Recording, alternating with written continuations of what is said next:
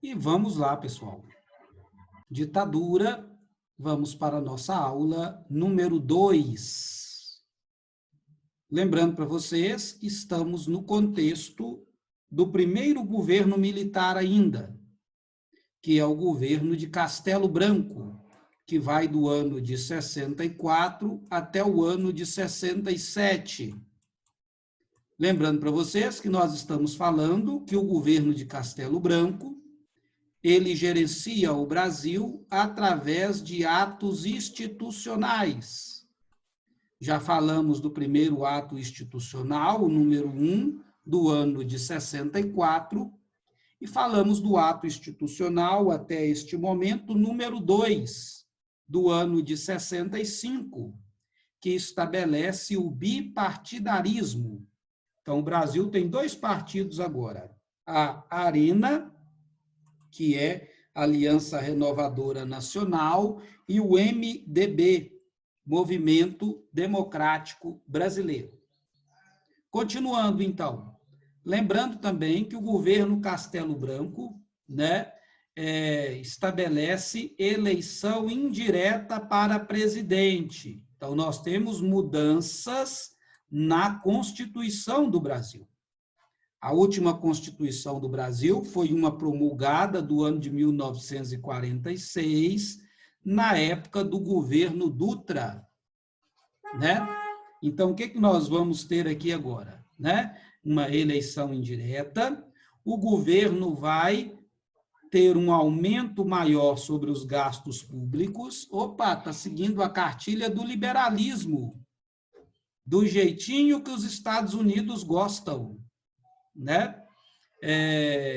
nós temos aqui agora o governo se dando amplos poderes para apurar qualquer tipo de infração que ele deseja. Tá ok? E tudo quanto. Lembrando para vocês também que no ano de 66 nós vamos ter um novo ato institucional, que vai ser o ato institucional número 3.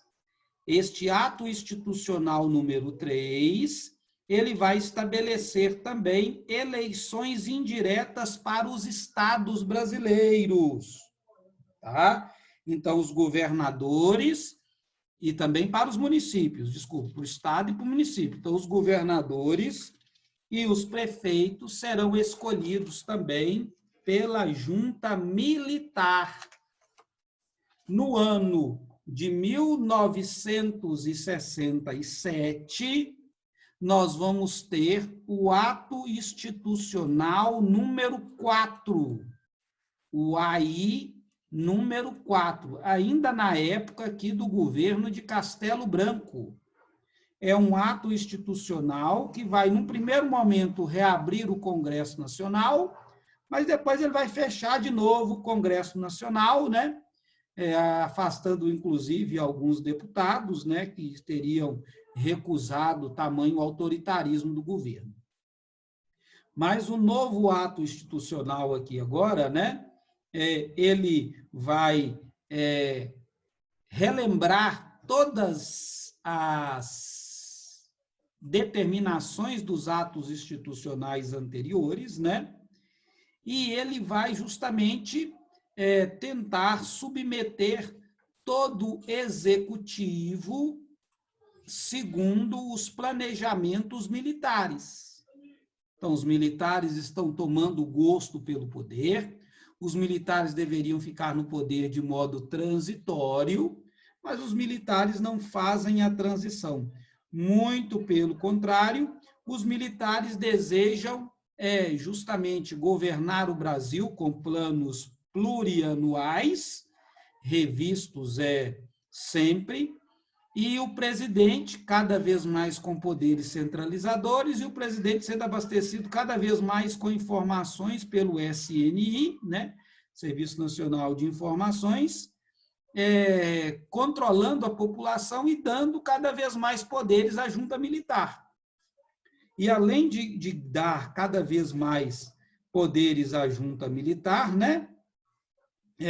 o governo de Castelo Branco, ele tem que dar um ar de legitimidade para o governo. Mas quem vai fazer isso vai ser o próximo presidente, que nós vamos falar daqui a pouco. Também deste período, nós temos o estabelecimento da LSN, tá bem? A LSN significa Lei de Segurança Nacional.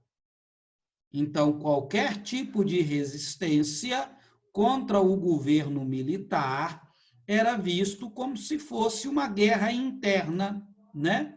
Então, o governo iria agir, né? Inclusive, a LSN, Lei de Segurança Nacional, prevê penalidades novas, penalidades que não estavam ainda, que não eram previstas na Constituição de 46, como, por exemplo, penalidades psicológicas, né?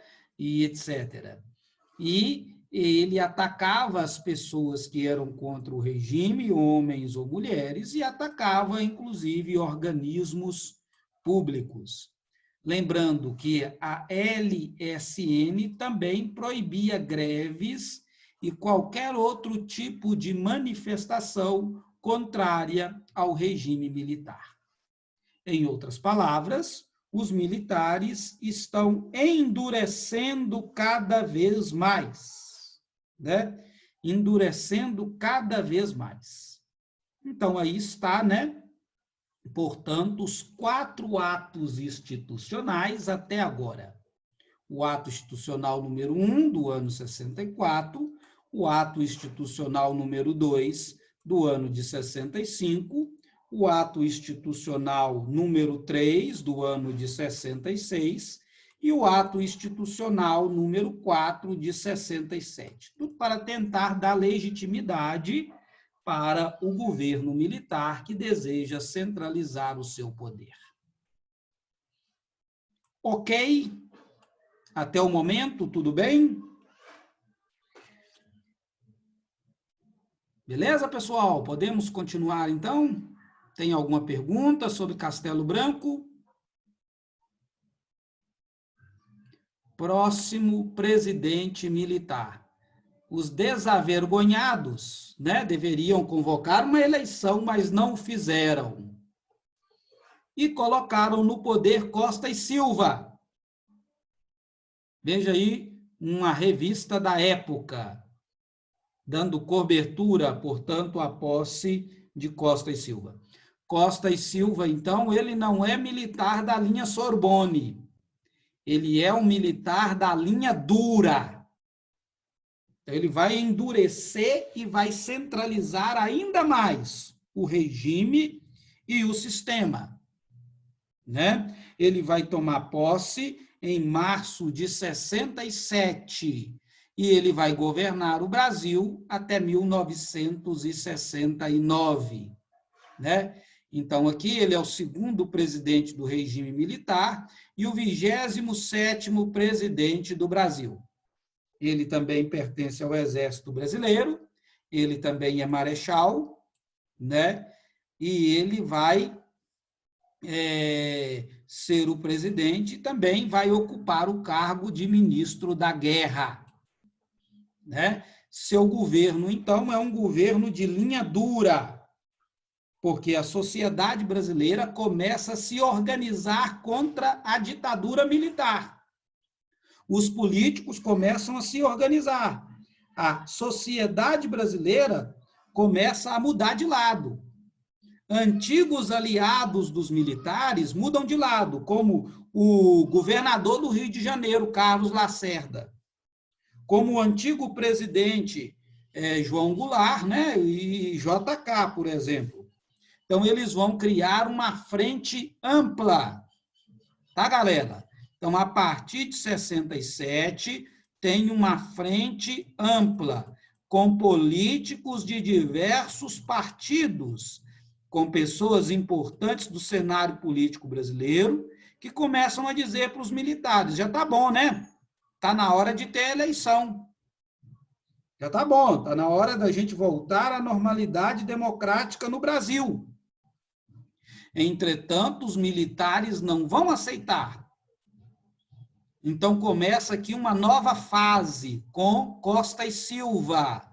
Começa uma fase, portanto, dura e brutal do regime, onde eles vão começar a perseguir mesmo as pessoas, né? Então, aqui nós vamos ter um exemplo muito marcante, onde setores de oposição passarão a ser perseguidos e os oposicionistas também passarão a se organizar. Um exemplo muito marcante deste período aqui, do endurecimento, né, do regime, aconteceu na cidade do Rio de Janeiro. Você tem esse exemplo aí no nosso material, na página 98, por gentileza. Né? Ver como é que a ditadura começa a abusar do poder agora. Nós temos um estudante chamado Edson Luiz, né, que ele foi assassinado na frente de um restaurante do Rio de Janeiro, né? E o seu enterro e as missas que vieram em homenagem a ele nos dias seguintes ganharam um ar de manifestação contra a ditadura militar. Nós estamos aqui no ano de 68, né? O enterro desse estudante atravessa toda a capital do Rio de Janeiro, com as pessoas reclamando dos militares. E é tão interessante, né, que o governo militar diz que ele não matou ninguém. Diz que nós não temos nenhum morte político, né, nenhum assassinato pelo governo militar. É aqui no ano de 68 que nós já temos uma prova cabal de que isso acontece. Tá bem? Então, o que vai acontecer, né? Nós vamos ter manifestações, então, contra o governo militar, porque eles não querem passar o poder para frente. Costa e Silva, então, né, mostra a disposição dos militares de não voltar o Brasil ao regime democrático. E o Brasil, então, começa a ter muitas manifestações, principalmente por parte dos estudantes, por parte da UNE, União Nacional dos Estudantes, né? Tem manifestações em Osasco, em Contagem, né? No Brasil inteiro e tudo quanto, né? Tá bem? Então, nós temos uma frente ampla agora de resistência ao governo militar. E o governo militar, endurecendo o sistema, vai promulgar o ato institucional número 5, que é o ato institucional mais pesado de todos, né? Então, o ato institucional número 5 vai fechar o Congresso Nacional, caçar políticos, né? Estabelecer o regime de repressão, né, contra qualquer atividade que eles consideram subversivas. Eles vão fazer intervenções do governo em estados e municípios e, principalmente, eles vão caçar o habeas corpus. E eles vão passar a censurar tudo a partir de agora.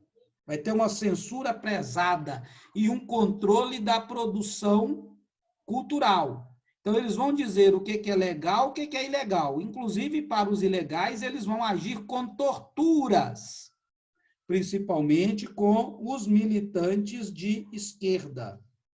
Lembrando que o ato institucional número 5, ele não tem prazo de validade. Ele só tem prazo de início. Então, nós temos a radicalização, portanto, do movimento através desse ato institucional. Então, Costa e Silva, então, né, ele vai aplicar uma política muito reacionária e ele vai justamente aplicar uma política, né, ligada as intervenções na sociedade civil. É desse período também, né, um importante ministro chamado Delfim Neto, que vai para o Ministério da Fazenda, né? E um outro ministro, que é o Hélio Beltrão, que vai para o Ministério do Planejamento. E eles vão aplicar no Brasil a política liberalista. Então, o Brasil vai ser um sistema autoritário na política e liberal na economia, principalmente pedindo muito dinheiro emprestado aos Estados Unidos. Então, o Brasil agora começa um pequeno desenvolvimento econômico, né? Aqui lembrando também que o governo vai, de um certo modo, reduzir o consumo, né? Através de congelamentos salariais e uma reabertura da economia a capital estrangeiro, como deseja o liberalismo. Em outras palavras, o Brasil está seguindo a cartilha liberalista.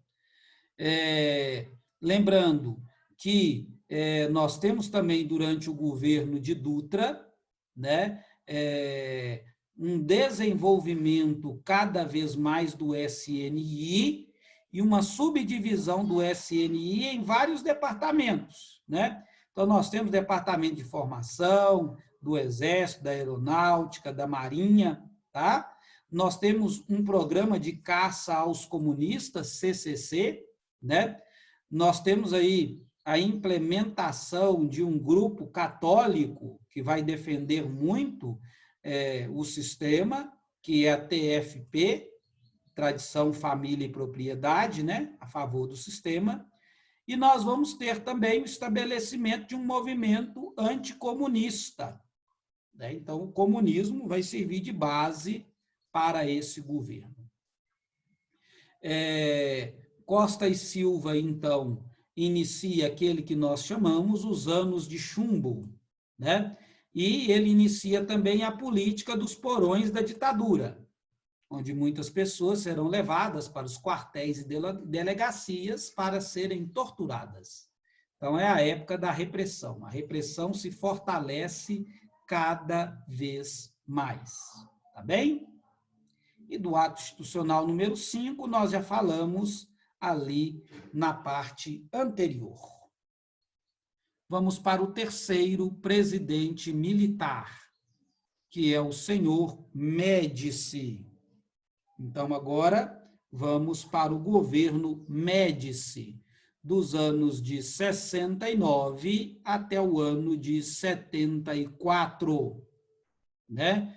Lembrando-se que Emílio Garrastazu Médici também é um general linha dura. Foi eleito, né, no dia 30/10 de 69, eleito de modo indireto, ele teve 239 votos, né? E ele continua a política do ato institucional número 5. Então, ele também é um governo muito repressivo, tá bem? E não só ele é um governo muito repressivo, como ele é um governo que vai soltar muita verba para os sistemas de vigilância nacional, como já ocorria no governo de Costa e Silva. Então, um governo muito repressivo continua, portanto, validando o ato institucional número 5, aquele que a censura e a tortura é permitido. Lembrando também para vocês que nós vamos ter dois elementos que vão chamar muita atenção. Então, o governo Médici vai ser marcado por três coisas: pela repressão, segundo elemento, pelos grupos de esquerda que começam a surgir contra o sistema. Então, nós vamos ter uma luta armada que vai ganhar feição de guerra civil dentro do Brasil. Nós temos aqui os movimentos mais importantes que lutaram contra a ditadura militar, o VPR, a Vanguarda Popular Revolucionária, né? Que é comandado pelo senhor Carlos Lamarca, que depois vai ser morto em 71. Nós temos a ANL, Aliança de Libertação Nacional, liderada pelo senhor Carlos Marighella, e nós vamos ter o movimento revolucionário de 8 de outubro, né, que é uma homenagem a Che Guevara, que vai morrer nessa data lá na Bolívia, que são todos movimentos de esquerda. Então, agora nós temos guerrilhas, grupos armados contra os militares, que vão agir de modo repressivo também. E também é muito famoso, né, a guerrilha do Araguaia, talvez seja a mais famosa dos movimentos revoltosos. E aqui em Minas Gerais também nós temos um movimento revoltoso muito interessante na Serra do Caparaó, né? Também temos um movimento revoltoso lá em São Paulo, no Vale do Ribeira. Então, as pessoas começam a se manifestar contra os militares, tá? E eu lembro para você também que o governo aqui do senhor Médici é um governo também do milagre econômico, porque a economia do Brasil vai crescer demais da conta. Por que a economia do Brasil vai crescer? Na verdade, a economia do Brasil vai crescer, né, uma média de 11% ao ano. É um crescimento exorbitante, 11% ao ano. O Brasil vai crescer tanto, né, justamente com dinheiro internacional, com dinheiro emprestado, principalmente dos Estados Unidos da América. Então, nós temos um PND, Plano Nacional de Desenvolvimento. E com dinheiro estrangeiro, os militares irão fazer grandes obras públicas, que vai dar muito emprego, como um exemplo, a Ponte Rio-Niterói, né? A rodovia Transamazônica, né? Vão gastar um burro de um dinheiro. E, logicamente, que vai ser um sistema também, né, que vai possibilitar a concentração de renda no Brasil, aumentando a distância entre os pobres e os ricos. O dinheiro que o Brasil pega emprestado não vai para a mão do pobre, né? Vai para a mão das classes médias brasileiras. Tá bem? Então, vejam aqui todos os órgãos de repressão da época do governo Médici, né? E o Brasil continua com vários atos institucionais. Ele continua governando o Brasil com atos institucionais.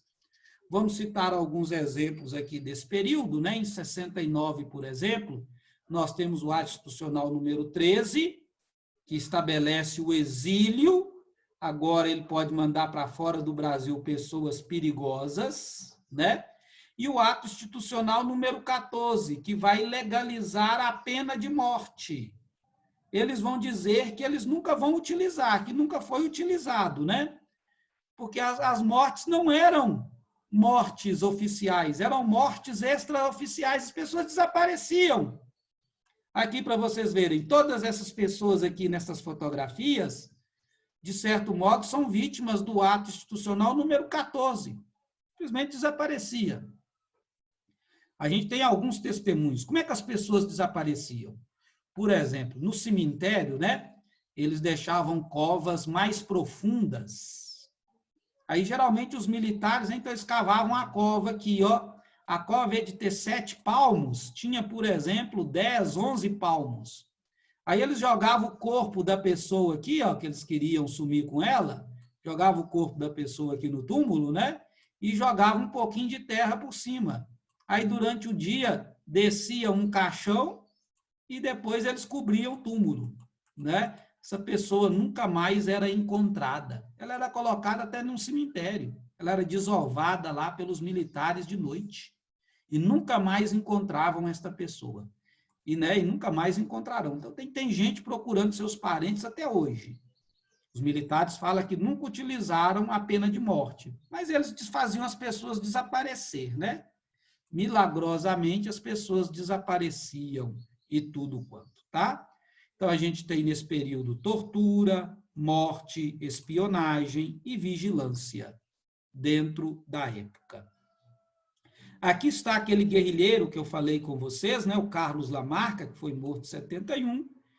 E a gente tem também o Carlos Marighella, né? Que foram todos mortos pelo sistema militar. Tá vendo? Aqui, ó. Mas calma, tá, gente? Em 70 o Brasil ganhou a Copa, tá? Para alegria da galera. O pau tá comendo, mas o Brasil ganhou a Copa do Mundo. Aqui está o senhor Delfim Neto, né? Um dos responsáveis pelo milagre econômico. Lembrando que o milagre econômico se dá, cresce o PIB, né? Mas por causa de dinheiro de fora, de dinheiro estrangeiro, tá? Então, a gente tem crescimento econômico, mas, ao mesmo tempo, a gente tem miséria. A gente tem muita publicidade do governo, mas a gente tem também repressão. Tá vendo? Então, tudo isso faz parte da história do Brasil neste período. Entendido, galera? Perguntas? Tudo bem? Pessoal, tudo bem? Tudo bem, Ivone? Então, eu vou finalizar a aula de hoje aqui com a linha dura, né, que são governos de linha dura. A partir do ano de 74, nós vamos ter um novo rumo do governo brasileiro. Os militares, né, começam a se mobilizar para deixar o poder, por causa da guerrilha, por causa de muita violência, né? A sociedade brasileira começa a se mobilizar toda inteira contra os militares. E do jeito que os militares tratavam o povo com violência, então o militar pegava um cacetete e batia na cabeça da pessoa.